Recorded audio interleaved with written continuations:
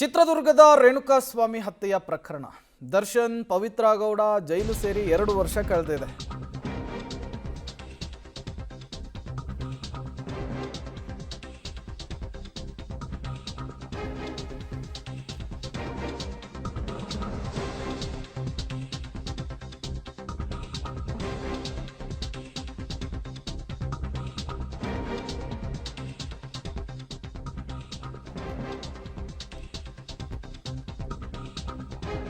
ಚಿತ್ರದುರ್ಗದ ರೇಣುಕಾಸ್ವಾಮಿ ಹತ್ಯೆಯ ಪ್ರಕರಣಕ್ಕೆ ಸಂಬಂಧಪಟ್ಟಂತೆ ಪುನೀತ್ ಅರೆಸ್ಟ್ ಆಗ್ತಾ ಇದ್ದಂತೆ ಗೌರವ್, ಕಿರಣ್ ನಾಪತ್ತೆ ಆಗಿದ್ದಾರೆ.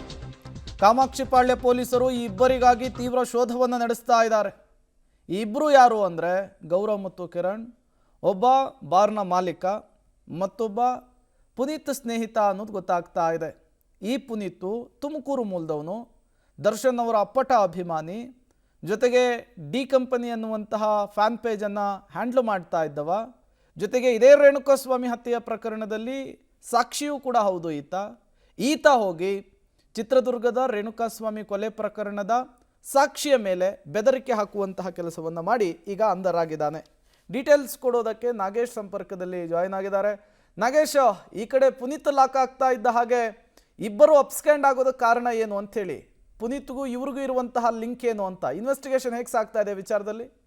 ಪ್ರೇಮ್, ಈಗಾಗಲೇ ರೇಣುಕಾಸ್ವಾಮಿ ಕೊಲೆ ಕೇಸ್ನ ಬೆದರಿಕೆಗಳಿಗೆ ಆರೋಪಿಗಳಿಗೆ ಬೆದರಿಕೆ ಹಾಕಿದಂಥ ಪ್ರಕರಣಕ್ಕೆ ಸಂಬಂಧಪಟ್ಟಂತೆ ಕಾಮಾಕ್ಷಿಪಾಳ್ಯ ಪೊಲೀಸರು 3 ಜನ ಆರೋಪಿಗಳನ್ನು ಬಂಧನ ಮಾಡಿದರು. ಪುನೀತ್ ಸೇರಿದಂತೆ 3 ಜನ ಆರೋಪಿಗಳನ್ನು ಬಂಧನ ಮಾಡಿ ತನಿಖೆಯನ್ನು ಮಾಡಿದಂಥ ಸಂದರ್ಭದಲ್ಲಿ ಅವರ ಮೊಬೈಲ್ನಲ್ಲಿ ಬೇರೊಬ್ಬರಿಗೆ ಕಾಂಟ್ಯಾಕ್ಟ್ ಮಾಡಿರುವಂಥ ಅಷ್ಟು ಲೀಸ್ಟ್ಗಳನ್ನು ಕೂಡ ಡಿಲೀಟ್ ಮಾಡಲಾಗಿತ್ತು. ಆ ಕಾರಣಕ್ಕಾಗಿ ಆರೋಪಿಗಳಿಂದ ವಶಕ್ಕೆ ಪಡೆದುಕೊಂಡಂತಹ ಮೊಬೈಲ್ಗಳನ್ನು ರಿಸ್ಟ್ರಾಕ್ಟ್ ಮಾಡಲಿಕ್ಕೆ CIDಗೆ ಕಳಿಸಲಾಗಿತ್ತು. ಅಲ್ಲಿ ಬಹಳ ಮಹತ್ವವಾದ ಒಂದಷ್ಟು ಸಾಕ್ಷ್ಯಾಧಾರಗಳು ಕೂಡ ಸಿಕ್ಕಿದಾವೆ ಅನ್ನುವಂಥ ಮಾಹಿತಿಗಳು ಈಗ ಲಭ್ಯವಾಗ್ತಿರುವಂಥದ್ದು. ಪ್ರಮುಖವಾಗಿ ಪುನೀತ್ ಜೊತೆ ಸಂಪರ್ಕ ಇದ್ದಂಥ ವ್ಯಕ್ತಿಗಳು ಯಾರು ಅನ್ನುವಂಥದ್ರ ಬಗ್ಗೆ ಇಬ್ಬರ ಹೆಸರು ಈಗ ಪತ್ತೆ ಆಗಿರುವಂಥದ್ದು. ಒಂದು ಸಂಜಯ್ ನಗರ ಬಾರ್ನ ಮಾಲೀಕರಾಗಿರುವಂತಹ ಒಬ್ಬ ವ್ಯಕ್ತಿ ಮತ್ತು ಇನ್ನೊಬ್ಬ ಕಿರಣ್ ಅನ್ನುವಂಥ ಇಬ್ಬರು ವ್ಯಕ್ತಿಗಳ ಹೆಸರು ಈಗ ಬಯಲಿಗೆ ಬಂದಿದೆ ಅನ್ನುವಂಥ ವಿಚಾರಗಳು ಕೂಡ ಗೊತ್ತಾಗ್ತಿರುವಂಥದ್ದು. ಯಾವಾಗ ಈ ಪ್ರಕರಣದಲ್ಲಿ ಪುನೀತ್ ಅವರನ್ನು ಅರೆಸ್ಟ್ ಮಾಡ್ತಾರೋ ಆ ಕ್ಷಣದಿಂದಲೂ ಕೂಡ ಗೌರವ್ ಮತ್ತು ಕಿರಣ್ ಇಬ್ಬರು ಕೂಡ ನಾಪತ್ತೆ ಆಗಿದ್ದಾರೆ ಅನ್ನುವಂಥ ವಿಚಾರಗಳು ಕೂಡ ಗೊತ್ತಾಗ್ತಿರುವಂಥದ್ದು. ಹಾಗಾಗಿ ಗೌರವ್ ಮತ್ತು ಕಿರಣ್ಗಾಗಿ ಪೊಲೀಸರು ಹುಡುಕಾಟವನ್ನು ನಡೆಸ್ತಿದ್ದಾರೆ ಅನ್ನುವಂಥ ವಿಚಾರಗಳು ಕೂಡ ಈಗ ಸದ್ಯಕ್ಕೆ ಗೊತ್ತಾಗ್ತಿರುವಂಥದ್ದು. Prem, okay, thank you Nagesh, ನಮ್ಮೆಲ್ಲ ಮಾಹಿತಿಗಾಗಿ.